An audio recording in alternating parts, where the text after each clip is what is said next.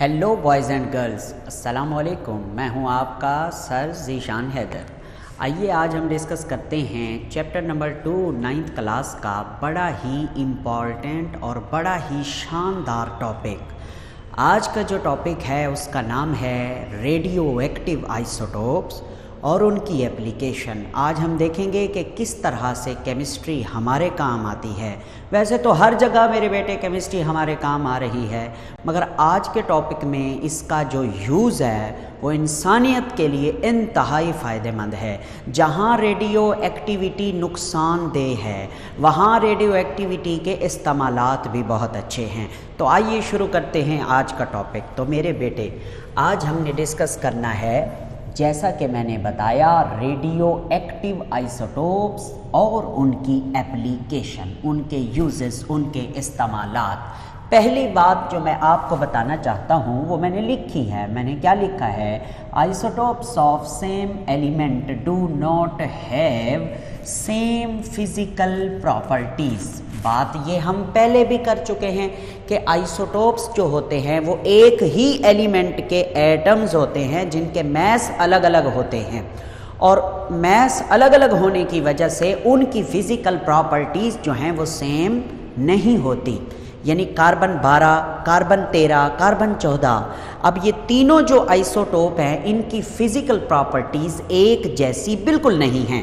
इनकी physical properties एक दूसरे से मुख्तलिफ हैं। तो कैसे? वो कहता है कि सेवरल आइसोटोप, कई आइसोटोप्स ऐसे हैं whose न्यूक्लियाई आर अनस्टेबल, जिनका जो न्यूक्लियस है वो स्टेबल नहीं होता। बहुत सारे ऐसे आइसोटोप हैं कि उनका न्यूक्लियस एक जगह टिक कर नहीं रहता, स्टेबल नहीं होता। They emit excess energy in the form of radiation to get stability. तो न्यूक्लियस जो है वो अनस्टेबल होता है बाज़ आइसोटोप का। तो अपने आप को स्टेबल करने के लिए जो न्यूक्लियस है वो रेडिएशन खारिज करता है, वो रेज खारिज करता है। रेडिएशन क्या है? एनर्जी है, तो एनर्जी इमिट करता है। ये बात हम जानते हैं कि जब भी कोई चीज़ अनस्टेबल होती है तो वो अपने आप को स्टेबल करने के लिए एनर्जी रिलीज़ करती है, रेडिएशन खारिज करती है ताकि वो स्टेबिलिटी हासिल कर सके। तो ये जो बाज़ आइसोटोप हैं उनके न्यूक्लियाई स्टेबल नहीं होते स्टेबल। स्टेबिलिटी हासिल करने के लिए अपने अंदर से एनर्जी निकालते रहते हैं, रेज निकालते रहते हैं, रेडिएशन निकालते रहते हैं। ओके, आगे चलते हैं। ये दो बातें समझने के बाद अब हमें रेडियो एक्टिविटी की डेफिनेशन भी अच्छी तरह से समझ आएगी और हमें रेडियो एक्टिव आइसोटोप के बारे में भी सही तरह से पता चल जाएगा। तो देखिए boys and girls, the process of emission of radiations is called radio activity. ये रेडिएशन खारिज करने का जो प्रोसेस है इसको कहते हैं रेडियो एक्टिविटी। अच्छा, ये जो रेडिएशन खारिज करते हैं ये रेडिएशन क्या होती हैं, किस सूरत में होती हैं? ये बेसिकली ना 3 टाइप की हो सकती हैं। अल्फ़ा रेडिएशंस, अल्फ़ा रेज, या फिर दूसरी होती हैं बीटा रेज, और तीसरी मेरे बेटे होती हैं गामा। सारे ये वो वाला गानी, gamma rays. Alpha particle, beta particle और गामा रेज ये क्या होती हैं मैं आपको बताना चाहता हूँ। अल्फ़ा पार्टिकल बेसिकली हीलियम के न्यूक्लियाई होते हैं। यानी हीलियम है ना, हीलियम में एटॉमिक नंबर 2 है, एटॉमिक मास 4 है। हीलियम को ही अल्फ़ा पार्टिकल कहते हैं। यानी यूँ कह सकते हैं कि हीलियम का दूसरा नाम अल्फ़ा पार्टिकल है। उसके बाद है बीटा रेज। बीटा रेज क्या होती हैं बेटा? यानी इलेक्ट्रॉन जो होता है ना, इलेक्ट्रॉन, उसको बोलते हैं बीटा पार्टिकल। इलेक्ट्रॉन्स को बीटा पार्टिकल बोलते हैं। और ये जो गामा रेडिएशंस होती हैं ये बेसिकली इलेक्ट्रोमैग्नेटिक रेडिएशंस होती हैं, इलेक्ट्रोमैग्नेटिक रेडिएशंस। तो वो हम फिर आगे चल के बाकी चैप्टर्स में मुख्तलिफ इसके बारे में पढ़ेंगे अगर हुआ हमारे सिलेबस में। तो इलेक्ट्रोमैग्नेटिक रेडिएशन ये पार्टिकल्स हैं दोनों, ये रेडिएशंस हैं। मतलब अल्फ़ा पार्टिकल कौन है? हीलियम है, बीटा पार्टिकल कौन है, इलेक्ट्रॉन हैं, और गामा रेज कौन सी हैं, इलेक्ट्रोमैग्नेटिक रेडिएशन। ओके, तो वो क्या कह रहा है, वो कह रहा है कि ये रेडिएशन खारिज करने के प्रोसेस को नाम देते हैं रेडियो एक्टिविटी, और जो आइसोटोप रेडिएशन खारिज करे, जा जी ले अपनी ज़िंदगी, वो आइसोटोप कहलाता है रेडियो एक्टिव आइसोटोप। तो मैंने लिखा भी है कि the isotope which emit energy is called radioactive isotope. बिल्कुल ऐसे ही है। तो आइए एग्जाम्पल देखते हैं। हाइड्रोजन है ना, हाइड्रोजन, हमने हाइड्रोजन के 3 आइसोटोप पढ़े हैं, तीनों का एटॉमिक नंबर सेम है, एटॉमिक मैस मुख्तलिफ है। तो ये जो आखिरी वाला है जिसका नाम हमने रखा था ट्रीटियम, मैंने पिछले लेक्चर में बताया था आपको, ट्रीटियम इसका नाम है। ये जो है ये रेडियो एक्टिव आइसोटोप है, रेडियो एक्टिव है, ये अनस्टेबल है, ये स्टेबल नहीं है, ये अपने अंदर से रेडिएशंस खारिज करता रहता है जब तक ये स्टेबल ना हो जाए या जब तक ये ख़त्म ना हो जाए, तब तक ये अपने अंदर से रेडिएशन खारिज करता है। ये वाले दो जो हैं, ये प्रोटियम और ड्यूटेरियम, ये स्टेबल हैं, ये वाला जो है स्टेबल नहीं है, अनस्टेबल आइसोटोप है, इसलिए हम इसको रेडियो एक्टिव आइसोटोप का नाम देते हैं। ओके, नेक्स्ट देखें, एक और टर्म है रेडियो एक्टिव डीके। डीके कहते हैं गलना, सड़ना, किसी भी चीज़ का ख़त्म हो जाना। तो बेसिकली ये तो रेडियो एक्टिव प्रोसेस से ही मिलती जुलती टर्म है, मगर हमारी बुक में इस टर्म को लिखा गया है और इसकी डेफिनेशन भी लिखी गई है कि रेडियो एक्टिव डीके क्या होती है। When a radioactive element emits radiation it is converted into another chemical element, this process is called radioactive decay. हाँ जी, मैंने बताया कि जब कोई रेडियो एक्टिव एलिमेंट या आइसोटोप अपने अंदर से रेडिएशन खारिज करता है तो वो एक एलिमेंट से दूसरे एलिमेंट में तब्दील हो जाता है। इस प्रोसेस को रेडियो एक्टिव डीके कहते हैं। Is that clear? Yes sir. अगली बात देखिएगा, वो कहता है जो न्यू एलिमेंट बनेगा रेडियो एक्टिव डीके से, जो नया एलिमेंट बनेगा वो स्टेबल भी हो सकता है या वो भी मजीद आगे रेडियो एक्टिव हो सकता है। यानी एक रेडियो एक्टिव आइसोटोप था, उसने रेडिएशन खारिज की, वो किसी और एलिमेंट में तब्दील हो गया, जो और एलिमेंट है वो हो सकता है स्टेबल हो, रह जाए, या फिर वो दोबारा से और रेज खारिज करके किसी और चीज में कन्वर्ट हो जाए। मैं अभी आपको एग्जांपल भी देता हूं, आपको समझ आ जाएगी रेडियो एक्टिव डीके की एग्जांपल या रेडियो एक्टिव प्रोसेस की, या जिसे रेडियो एक्टिविटी कहते हैं, बात एक ही है। मैं आपके सामने एक एग्जांपल लिखता हूं। मेरे पास है एक सबसे अहम एलिमेंट जिसका नाम है यूरेनियम। यूरेनियम के भी बहुत सारे आइसोटोप होते हैं, मगर इस वक्त जो है मेरे पास जो आइसोटोप है उसका एटॉमिक नंबर है 92 और एटॉमिक मास है 238। ये यूरेनियम है, ठीक है, ये रेडियो एक्टिव है। मैं इसका नाम भी लिखता हूँ यूरेनियम, ये रेडियो एक्टिव है। ये अपने अंदर से शुआएं खारिज करता है, रेडिएशंस खारिज करता है। हमारी बुक में लिखा हुआ है कि यूरेनियम अपने आप को ना थोरियम में कन्वर्ट कर देता है। थोरियम, मैं नाम भी लिखूँगा, 90 इसका एटॉमिक नंबर हो जाता है और 234 इसका एटॉमिक मास हो जाता है। नाम इसका है थोरियम, और ये साथ में क्या खारिज करता है, ये साथ में एनर्जी खारिज करता है। मेरी बुक में ऐसे लिखा हुआ है, मगर मैं उस्ताद हूँ, मेरा ये फ़र्ज़ है मैं आपको ये रिएक्शन समझाऊँ कि ये क्या हुआ है। यहाँ पे बेटा जानी जो एनर्जी निकलती है ना, वो इन the form of helium, in the form of alpha particle निकलती है, 4 ऊपर 2 नीचे। इनको आप अल्फ़ा पार्टिकल, ये अल्फ़ा पार्टिकल्स हैं, ठीक है। इसलिए इस प्रोसेस को, इस रेडियो एक्टिव डीके को, इस रेडियो एक्टिविटी वाले प्रोसेस को आप अल्फ़ा डीके का नाम भी दे सकते हैं कि अल्फ़ा डीके हुई है। मतलब इस यूरेनियम ने अपने आप को थोरियम में तब्दील किया है और अल्फ़ा पार्टिकल रिलीज़ किए हैं, अल्फ़ा पार्टिकल खारिज किए हैं। इसलिए इस रिएक्शन को, इस न्यूक्लियर रिएक्शन को अल्फ़ा डीके भी कहते हैं। अच्छा, हुआ कैसे है? देखो ये 92 है ना, तो 92 से 90 ये हो गया एटॉमिक नंबर, और इस 92 का जो 2 है वो यहाँ पे आ गया 2, ठीक है। और इधर देखें 238 से 234 हो गया, और 4 जो मैस है वो यहाँ यहाँ पे आ गया, तो ये समझ भी आता है। अगर हम सिर्फ एनर्जी लिख दें तो फिर हमें समझ नहीं आता। अच्छा, अब ये जो थोरियम हमने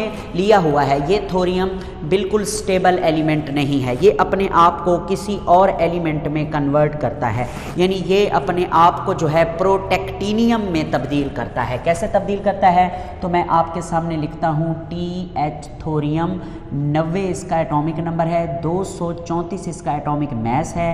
ये डीके में जाता है और अपने आप को तब्दील करता है, ये किसके अंदर, मैंने कहा था PA, प्रोटेक्टिनियम। नाम देखें, प्रोटेक्टेनियम,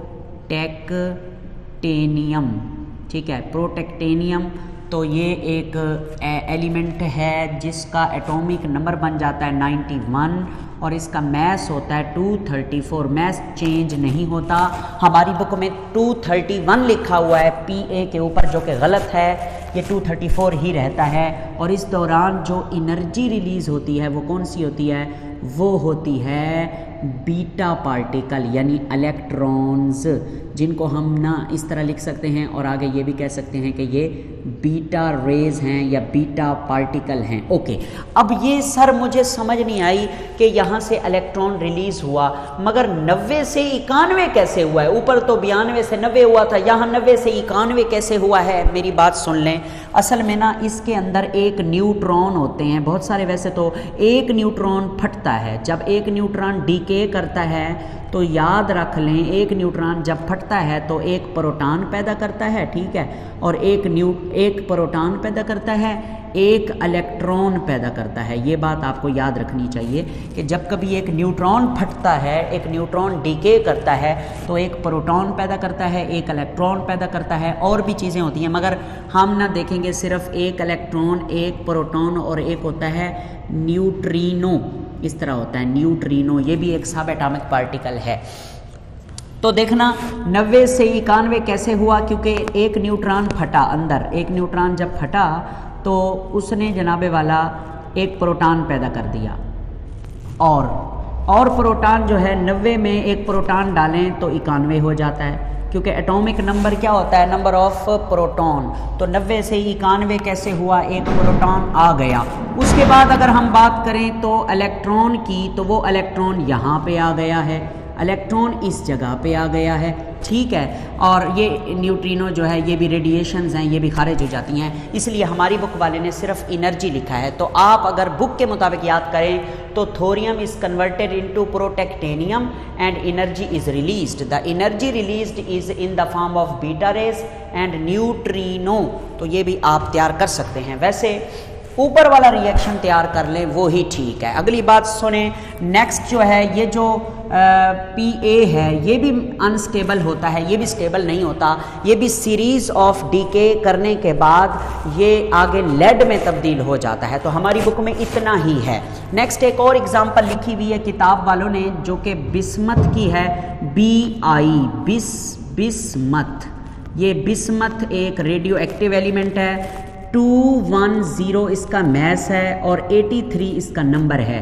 ये कौन सी डीके में जाता है, ये भी अल्फा डीके में जाता है, और ये अपने आप को बिस्मथ से तब्दील कर देता है TL, थेलियम में। मैं नाम लिख देता हूँ थेलियम में। थेलियम का नंबर देखें और मास देखें, क्योंकि इसमें से अल्फा पार्टिकल रिलीज हुए हैं, हीलियम 2 नीचे 4 ऊपर, तो 83 में से 2 काटें कितना बचता है, 81, और 210 में से 4 काटें तो कितना बचता है, 206, 206। तो ये थेलियम बन गया है। अब थेलियम जो है ये स्टेबल एलिमेंट है, ठीक हो गया। अच्छा, इस वाले को कहते हैं बीटा डीके, क्यों, क्योंकि इसमें से बीटा पार्टिकल जो है वो रिलीज होते हैं, ये बीटा पार्टिकल, ये इलेक्ट्रॉन रिलीज होते हैं। तो मैंने अपनी तरफ से बहुत अच्छी तरह से कोशिश की है कि मैं आपको ये समझा सकूं। ये जितने भी रिएक्शंस हैं ना, इन रिएक्शंस को आप कहते हैं this is radioactive decay, this is radioactive decay, ये भी रेडियो एक्टिव डीके है, इनको रेडियो एक्टिव डीके भी कहते हैं, इनको न्यूक्लियर रिएक्शन भी कहते हैं। इनमें एक आइसोटोप किसी और एलिमेंट में तब्दील हो रहा है। यूरेनियम अपने आप को रेडियो एक्टिविटी के बाद थोरियम में तब्दील कर रहा है, थोरियम अपने आप को प्रोटेक्टेनियम में तब्दील कर रहा है, बिस्मथ अपने आप को थेलियम में तब्दील कर रहा है।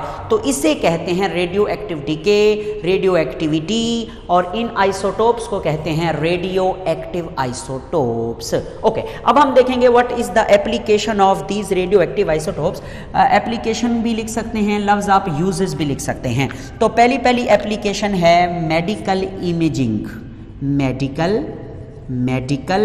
इमेजिंग, ये क्या होती है? इमेजिंग, मेडिकल इमेजिंग, जैसे हम ना अल्ट्रासाउंड करवाते हैं तो बॉडी पार्ट की इमेज ली जाती है, जैसे एक्सरे कराते हैं हड्डी की तस्वीर ली जाती है, जिस तरह से दिमाग का सीटी स्कैन कराया जाता है और दिमाग के अंदर मौजूद बीमारियों का पता चलता है, एमआरआई होता है, ये सारी चीज़ें जो हैं, सीटी, एंजियोग्राफी, ये सारी चीज़ें इन्हें कहते हैं imaging of the body medical में। अच्छा, अब ये जो रेडियो एक्टिव आइसोटोप हैं ये इमेजिंग में कैसे हेल्प करते हैं? देखें, एक प्रोसेस है एंजियोग्राफी, जो दिल की भी होती है, दिमाग की भी होती है, लंग्स की भी होती है, हमारे जो स्टमक है उसकी भी होती है एंजियोग्राफी, एंडोस्कोपी भी उसे कहते हैं। तो जो एंजियोग्राफी है, जो मेडिकल इमेजिंग है, उसमें रेडियो एक्टिव आइसोटोप का इस्तेमाल किया जाता है। मिसाल के तौर पर एक रेडियो एक्टिव आइसोटोप है टेक्नीशियम, जिसका 99 मैस है ना, बॉडी के अंदर इंजेक्ट किया जाता है, यानी सिरिंज में भर के इसको किसी और केमिकल से मिक्स करके तो बॉडी में एंटर किया जाता है। जब बॉडी में एंटर करते हैं तो ये फ्लूइड होता है, फ्लूइड लाइक, तो ये बॉडी में चलता है, मूव करते करते करते जिस भी चीज़ की इमेज ली जा रही होती है वहाँ पे जाके ये पहुँच जाता है, और एक स्पेशल कैमरे की मदद से इसकी मूवमेंट चेक की जाती है कि ये दिमाग के अंदर किस तरह से मूव कर रहा है या ये लंग्स के अंदर किस तरह से मूव कर रहा है। इसकी मूवमेंट से उस इमेजिंग वाली जो मशीन होती है, जो मशीन इमेज बना रही होती है, वो आइडिया लगाती है, वो पता करती है कि मर्ज़ कौन सी है, कैसी बीमारी है, उसका इलाज कैसे करना है, वगैरह वगैरह। ठीक है, नेक्स्ट उसके बाद आगे चलते हैं। दूसरे नंबर पे जो है वो है radio carbon dating. Radio carbon dating, radio carbon dating, ये क्या है? डेटिंग, डेट पे डेटिंग, ये क्या है? Radio active, radio carbon dating मैं बताता हूँ। बेसिकली जो कार्बन है उसके 3 आइसोटोप हैं, 12, 13, 14। जो कार्बन 14 है ना, ये रेडियो एक्टिव आइसोटोप है, कार्बन 14 ये रेडियो एक्टिव है। अच्छा, अब जो भी ऑर्गेनिक कंपाउंड होते हैं, आपको पता है ऑर्गेनिक कंपाउंड में कार्बन का होना शर्त है, कार्बन ज़रूर पाया जाता है। तो जो कार्बन 14 है वो भी हर ऑर्गेनिक कंपाउंड में मौजूद होता है, क्योंकि ऑर्गेनिक कंपाउंड के अंदर कार्बन के तीनों आइसोटोप्स पाए जाते हैं। तो कार्बन 14 जो है ये रेडियो एक्टिव है, ये वक्त गुजरने के साथ साथ अपने अंदर से रेडिएशंस खारिज करता रहता है। ठीक है, अच्छा, अब एक जानवर है, वो उसकी हड्डी जो है उसके अंदर भी ये कार्बन मौजूद है। अब हड्डी जो है वो जानवर मर गया, वो जानवर मरा और उसको मरे हुए तकरीबन 50 साल गुजर गए। अब हमें कैसे पता चलेगा कि उसको मरे हुए 50 साल गुजर गए हैं, यानी उसकी जो डेथ है वो पिछले 50 साल पहले हुई है? वो इस रेडियो एक्टिव कार्बन 14 की हेल्प से मालूम किया जा सकता है। कैसे मालूम किया जाता है? कि आपको कोई पुरानी हड्डी मिली, आप उसमें चेक करते हैं, एनालाइज करते हैं कि इसमें कार्बन 14 की मिकदार कितनी बच गई है, और अगर ये जानवर ज़िंदा होता तो इसमें कार्बन 14 की मिकदार ये होती, इतनी कार्बन 14 की मिकदार होती। अगर ये ज़िंदा होता तो ये मर चुका है, तो अब इतनी कार्बन 14 की मिकदार बच गई है, उसको मवाजना करते हैं कि भाई अगर 10 सालों में कार्बन 14 इतना घटता है तो ये कार्बन 14 तो इतनी ज़्यादा कम हो गया। इसका मतलब ये जो जानवर मरा था ये 50 साल पहले मरा था, तो हम उसकी एज का अंदाज़ा लगा लेते हैं कि उसकी डेथ कब हुई। इसको कहते हैं रेडियो कार्बन डेटिंग या रेडियो एक्टिव डेटिंग। ठीक है, तो इस तरीके से आप लोग किसी भी मरे हुए जानवर की हड्डी या किसी भी पौधे की लकड़ी का आइडिया लगा सकते हैं कि इसकी जो उम्र थी, मतलब कब ये मरा था, उसको कितना वक्त गुजर गया है। ठीक है, अच्छा, नेक्स्ट देखें, तीसरे नंबर पे है strength of metal. Strength of metals, metals की स्ट्रेंथ फाइंड आउट की जाती है रेडियो एक्टिव आइसोटोप से, और कंक्रीट जो मटेरियल है उसकी भी स्ट्रेंथ फाइंड आउट की जाती है रेडियो एक्टिविटी से। उसके बाद नेक्सट इसकी एक और एग्जांपल है ऑयल एक्सप्लोजन एक्सप्लोरेशन। तो मेरे बेटे अब ज़मीन की खुदाई करनी है। किसी अरबी ने कहा कि हाजा 2 तेल के कुआं तुन 18 शुगा तुन हैं भाई, मेरे 2 तेल के कुएं हैं और 18 शादियां हैं, तो तीसरा तेल का कुआं जो है वो मुझे लगता है यहाँ पे है। तो वो खुदाई नहीं शुरू कर देता पागलों की तरह के खोदो खोदो इसे यहाँ से मड़ तेल निकलेगा, ऐसा नहीं है। वो पहले टेस्ट करवाते हैं, चेक किया जाता है कि क्या इस ज़मीन के नीचे तेल है या नहीं। तो वो रेडियो एक्टिव आइसोटोप्स की हेल्प से रेडिएशंस डाल के चेक किया जाता है कि क्या इसमें तेल का कुआं, यहाँ पे खुदाई करें तो यहाँ से तेल भी निकलेगा कि नहीं निकलेगा, कभी वही पानी पुराना निकल आए। खैर उसके बाद देखेंगे आगे। नेक्स्ट है जी पावर जनरेशन के लिए, बिजली बनाने के लिए, पावर जनरेशन, इलेक्ट्रिसिटी क्रिएट करने के लिए भी हम रेडियो एक्टिव आइसोटोप्स का इस्तेमाल करते हैं। उसके बाद नेक्स्ट जो लास्ट है वो दोबारा से मेडिकल फील्ड है। मेडिकल फील्ड लिखें या मेडिसन फील्ड लिखें। तो मेडिकल फील्ड में ये तो कुछ इस्तेमालात मैंने आपको बताए थे जो इमेजिंग के लिए यूज़ होते हैं। दूसरा है treatment and diagnosis of disease के लिए। डायग्नोसिस कहते हैं पहचान करना कि कौन सी बीमारी है। डायग्नोसिस एंड ट्रीटमेंट दोनों के लिए हम रेडियो एक्टिव आइसोटोप्स का इस्तेमाल करते हैं। मिसाल के तौर पर एक रेडियो एक्टिव आइसोटोप है स्ट्रोंशियम जिसका एटॉमिक मास है 90 और एक है सल्फ़र जिसका एटॉमिक मास है 32। तो ये जो हैं ये दोनों खारिज करते हैं बीटा रेडिएशंस, बीटा रेज, जो कि लेस पेनिट्रेटिंग हैं, ज़्यादा नहीं घुसती, लेस पेनिट्रेटिंग हैं। इसीलिए ये जो रेडिएशंस हैं क्योंकि ज़्यादा नहीं घुसती, इनको यूज़ किया जाता है रेडियोथेरेपी यानी कैंसर का इलाज, रेज़ डाल के स्किन कैंसर की ट्रीटमेंट के लिए इन्हें इस्तेमाल किया जाता है। क्योंकि ये अंदर नहीं घुसती इसलिए ऊपर स्किन कैंसर की ट्रीटमेंट के लिए हम इन्हें इस्तेमाल करते हैं। उसके बाद एक और मिसाल है कोबाल्ट 60, CO60 ये एटॉमिक मास होता है। कोबाल्ट 60 जो है ये खारिज करता है गामा रेडिएशन, गामा रेज, और ये हाईली पेनिट्रेटिंग होती हैं, इसलिए ये बॉडी कैंसर के ट्रीटमेंट के लिए इस्तेमाल होते हैं। उसके अलावा एक और मिसाल भी मैं आपको देता हूँ। एक हमारे पास होता है आयोडीन का आइसोटोप, आयोडीन 131। इसको जो है ना एक बीमारी है जिसका नाम है गुइटर। गुइटर क्या होती है? ये हमारे थायराइड ग्लैंड में इजाफा हो जाता है, ये बढ़ जाते हैं, यहाँ पे ऐसा लगता है जैसे रसोली बनी हुई है। तो इस गुइटर की शनाख्त भी करता है आयोडीन 131 और उसकी ट्रीटमेंट भी करता है, उसको ख़त्म भी करता है। तो ये हैं मेडिकल फील्ड में रेडियो एक्टिव आइसोटोप के यूजेस। अब हमारे पास एक और छोटा सा शॉर्ट क्वेश्चन टाइप टॉपिक है, वो कहता है कि ionization of atoms by a radioactive source. किसी भी रेडियो एक्टिव सोर्स से हम क्या कर सकते हैं? हम आयोनाइजेशन कर सकते हैं। अब ये आयोनाइजेशन क्या होती है? देखें भाई, हमारे पास है एक एटम सोडियम का, ठीक है। सोडियम के एटम में से जब कोई एक इलेक्ट्रॉन निकल जाता है तो सोडियम के ऊपर पॉजिटिव चार्ज आ जाता है, वो एक इलेक्ट्रॉन बाहर निकल आता है। इस प्रोसेस को बोलते हैं आयोनाइजेशन। अब सोडियम के एटम से एक इलेक्ट्रॉन निकालना है बाहर, तो कैसे निकालेंगे? By the help of energy. Energy का इस्तेमाल करके हम जो है सोडियम के एटम में से इलेक्ट्रॉन को निकालेंगे। तो कैसे निकालते हैं मैं आपको बताता हूँ। इसके लिए हमें ड्रा करना है सोडियम का एटम, ठीक है। ये पहला, दूसरा और ये तीसरा, 3 शेल होते हैं। तो क्योंकि सोडियम का एटॉमिक नंबर 11 है तो इसके पास टोटल 11 इलेक्ट्रॉन हैं। पहले शेल में होते हैं 2 इलेक्ट्रॉन और वादे के मुताबिक दूसरे शेल में होते हैं 8 इलेक्ट्रॉन और बाकी बच गया 1। 2 और 8 कितने हो गए? 10, बाकी बच गया 1।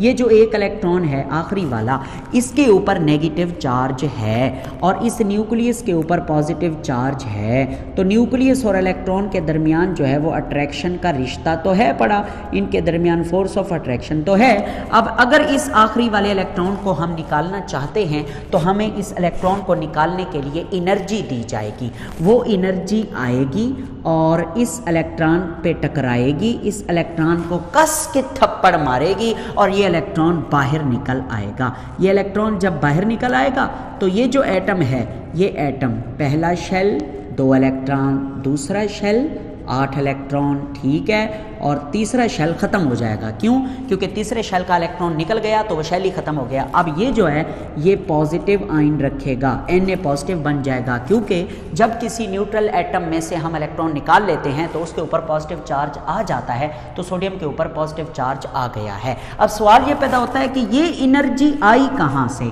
तो इसके लिए हमने एक रेडियो एक्टिव सोर्स का इस्तेमाल किया, एक रेडियो एक्टिव एलिमेंट का इस्तेमाल किया। तो वो मैं आपको बताता हूँ हम कौन सा इस्तेमाल करते हैं। हम लेते हैं रेडियम Ra, ठीक है, हम रेडियम लेते हैं, बल्कि मैं ना यहाँ बनाता हूँ, ये देखें यहाँ पे हम लेते हैं रेडियम Ra, ठीक है। रेडियम एक रेडियो एक्टिव आइसोटोप है। रेडियम का जो एटॉमिक नंबर है वो है 86 और इसका एटॉमिक मास है वो है 224 या 226, बल्कि 226 है, और ये है 88 इसका एटॉमिक नंबर और 226 है इसका एटॉमिक मास। तो ये रेडियम अपने आप को कन्वर्ट करता है रिडान में, Rn में, ठीक है, रिडान में, और साथ में ये खारिज करता है हीलियम। अब आपने रट्टा नहीं मारना, इसको तो आप रट्टा मारेंगे जाहिर है 88 और 226 को। अब इसमें से हीलियम निकला तो 226 में से आपने काटने हैं 4 यहाँ आ गया तो यहाँ बचेगा 222। 88 में से 2 काटने हैं, 2 यहाँ आ गए, बाकी बचेंगे 86। तो ये क्या है? ये अल्फ़ा पार्टिकल है, ये रेडिएशंस हैं, ये अल्फ़ा रेज हैं, और यही अल्फ़ा रेज जो है आती हैं और इस इलेक्ट्रॉन से टकराती हैं और इसे बाहर नॉकआउट कर देती हैं, निकाल लेती हैं।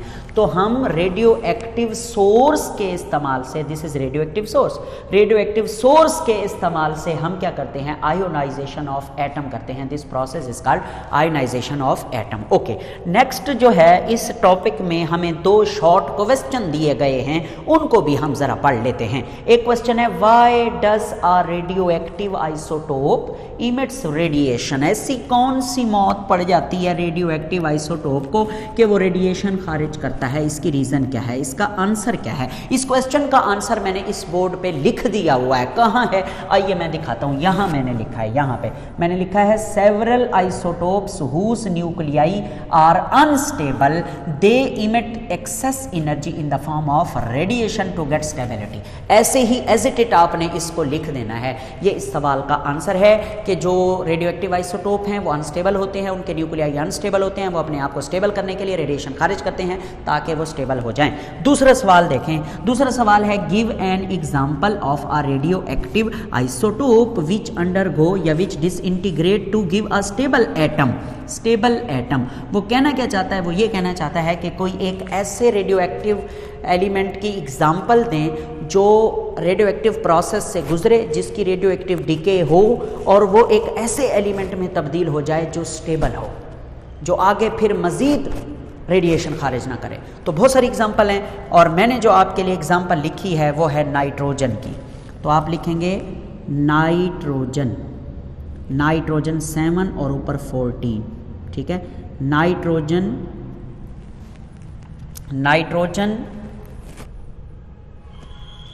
बल्कि नाइट्रोजन के अलावा